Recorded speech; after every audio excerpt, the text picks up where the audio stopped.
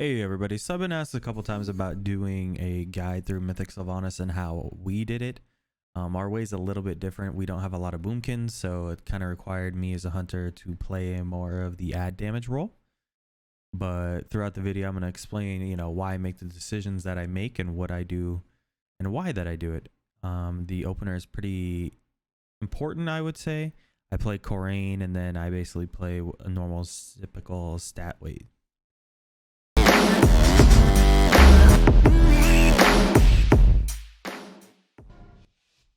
So in the opener here, we're gonna lust. If you're playing Koryan, I recommend going to the right, and then the left. With Koryan, Wild Spirits, Legendary, you can pretty much get away with soloing every set by yourself.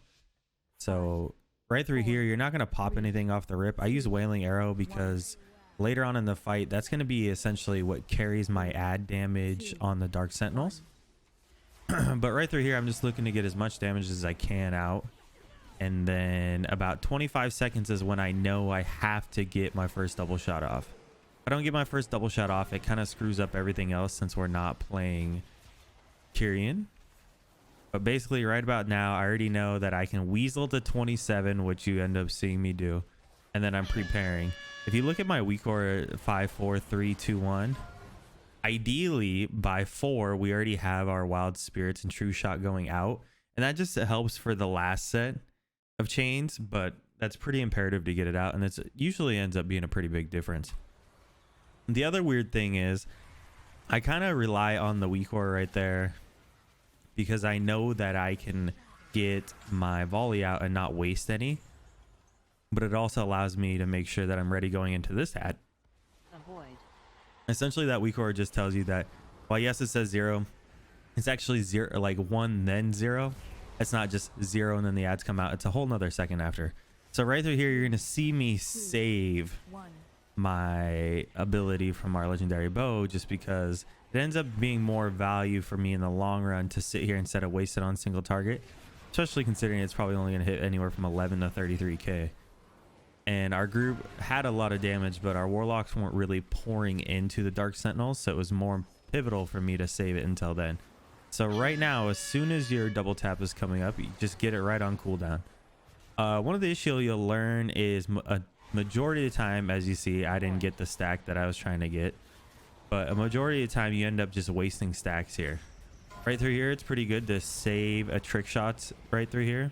Because as these ads come out, as I said, you're already pre-saving for them. And then right now, you're going to see me get an aim shot out into my Wailing Arrow, into a multi, into usually it would be rapid fire just because shit dies so fast that that's all we really had. I'm right through there. You're pretty much set up and you can bait and do whatever you want. Basically all we're doing is just preparing going into the final chain set.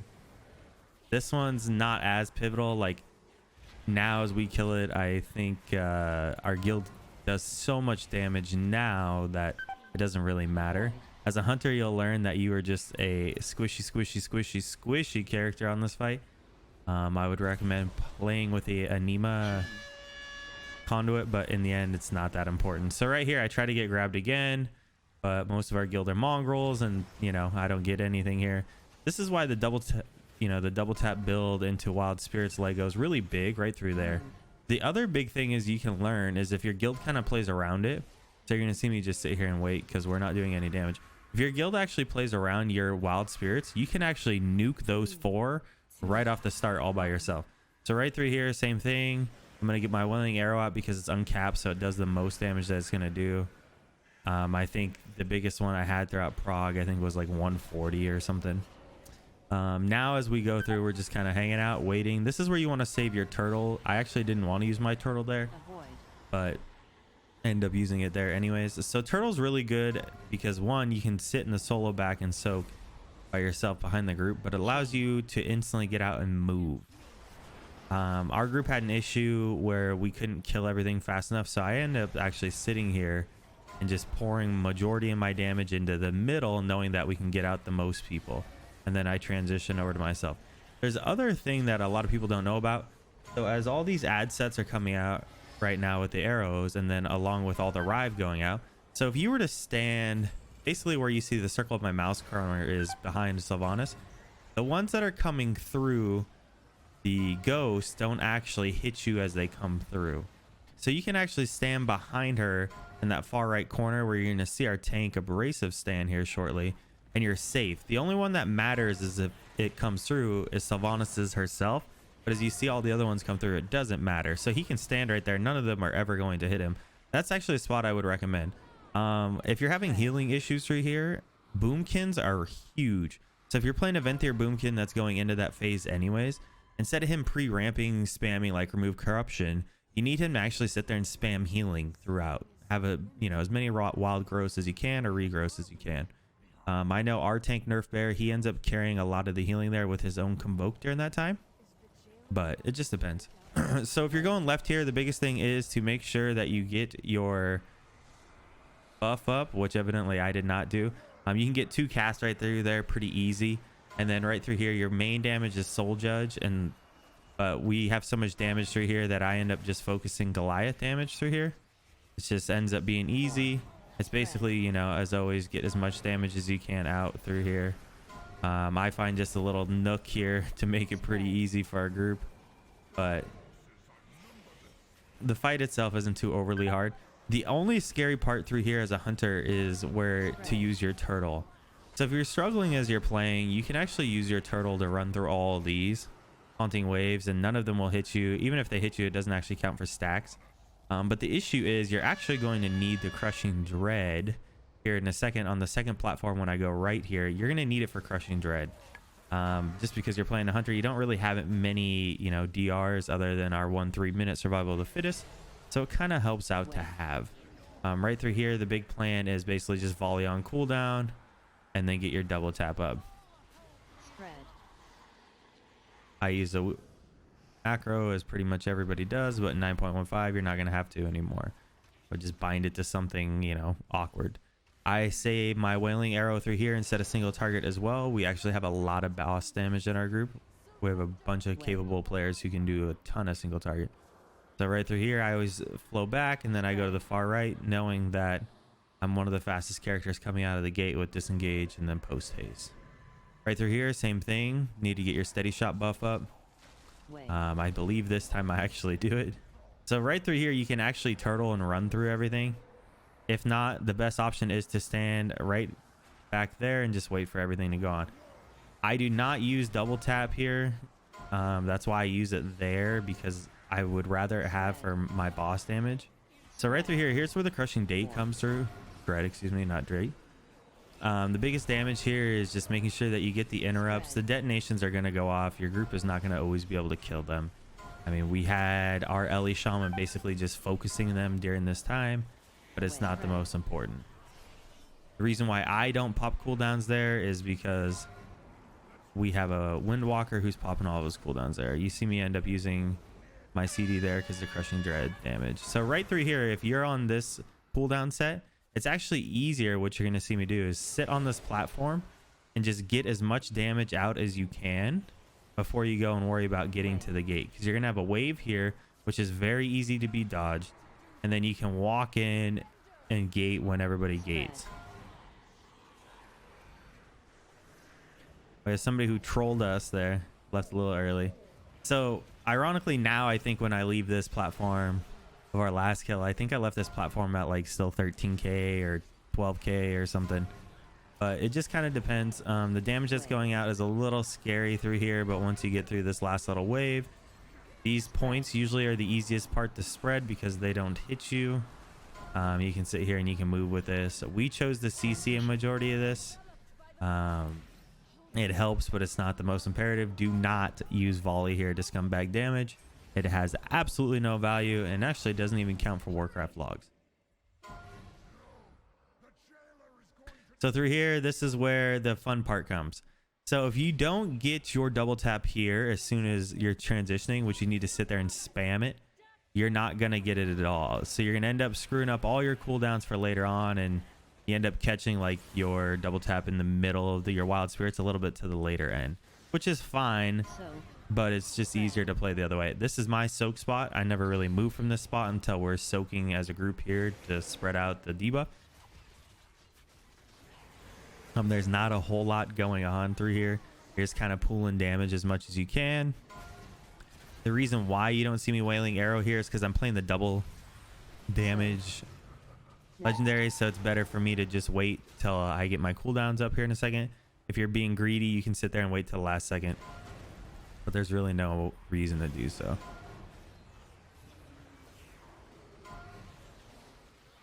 One other weird nuance with this. So if you get screwed and you get wailing arrow here and you are the third person, or excuse me, the third person, yes, you need to go to the farthest platform that you can get to and survive. If it happens to you in the middle of your cooldowns, it's good luck. It is what it is. As a hunter, it's really scary because you need to save your turtle for the next platform. So try to save your survival fittest for during this time, and then make sure that your exil is up.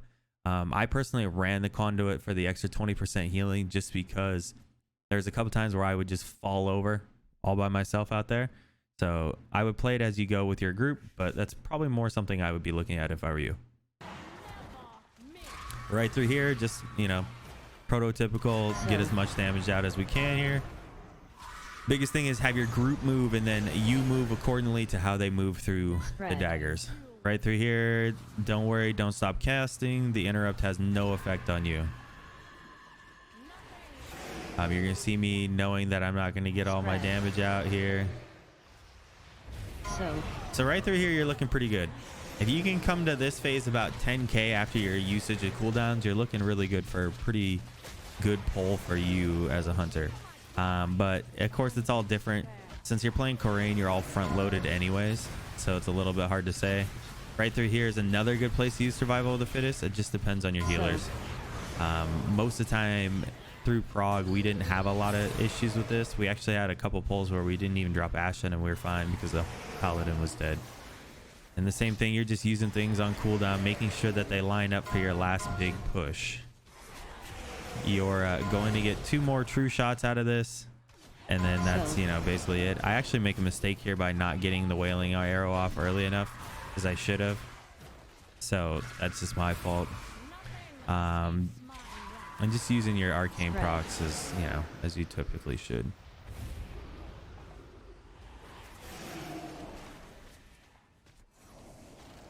So you're about your last move here. Do our soak, do a massive spell, and then we all leave. There it goes. Right here. So this is pretty much the make or break of the fight. We had some issues with the soak that's under me that you're gonna see here in a minute.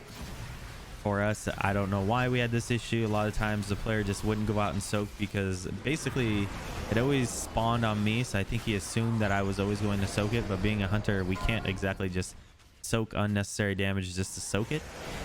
It's gonna spawn here in about a second as we're watching the comment. There we go. So this doesn't matter. It doesn't matter. Get as much damage out as we can. You're gonna see it come out here in a second.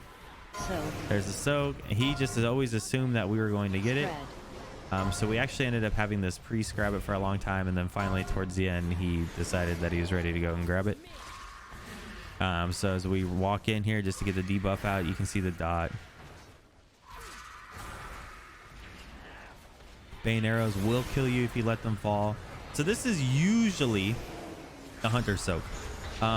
This is the hunter soak that's typically coming up for a lot of guilds since you have 2 soaks here. The reason why you let hunters do this one is because there's going to be a ton of crap on the ground, and with your turtle you don't actually pick anything up, so it's usually just easier this way. But this is where it gets a little scary. So you end up watching me see turtle here, and then he goes into that one instead of the one he's supposed to go to, so I have to shapeshift to get there, but we're fine. We're on par, you know. Ideally, if you can get to the next platform at 50, that's, you know, really good, but I think we're right around 54 by the time we end up going there, or maybe 55 something. Yeah, 55 something. Next. There's a couple guilds evidently that have almost killed it on P3 already, but so right through here, you come through here, you hope to God that your locks put you at the gate where they can actually see it. I don't actually get it here, but the first person, you need to run all the way out to the end and then gate back so you survive. After that, it's just taking the gate as the wailing arrow is going out.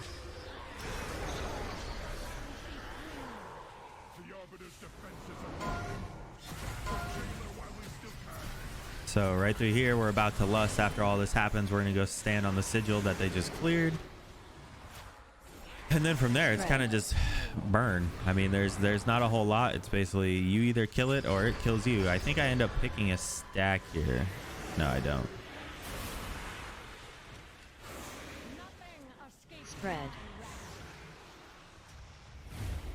So we come through here. We're going to lust here in a second. And now it's just do as much damage as we physically can. We all stack in to get the debuff out. This is the other interesting part. So you can easily die through here. There's a handful of guilds, as we were watching throughout Prog, that had this issue as well. It's basically just, you know, get your wailing arrows out. As you can tell, you can't see where the gate is for us. It's barely visible. It's sitting right here. It's very hard to see. Ideally, your lock would put it out here or here, or even in the behind, but you know, it is what it is. And then, you know, like I said, it's pretty much just do all the damage you could do or die. I think I actually end up dying here in a second. Oh no, I looked through this one. So that's about it. And if you have any questions, feel free to follow me on Twitch. Come in, subscribe, and look at whatever you need. I'm more than willing to answer. 8.3k is not too bad. I think my best right now is 9.2, which I last checked, I think was #1 in the United States. So if you need any help, let me know. All right.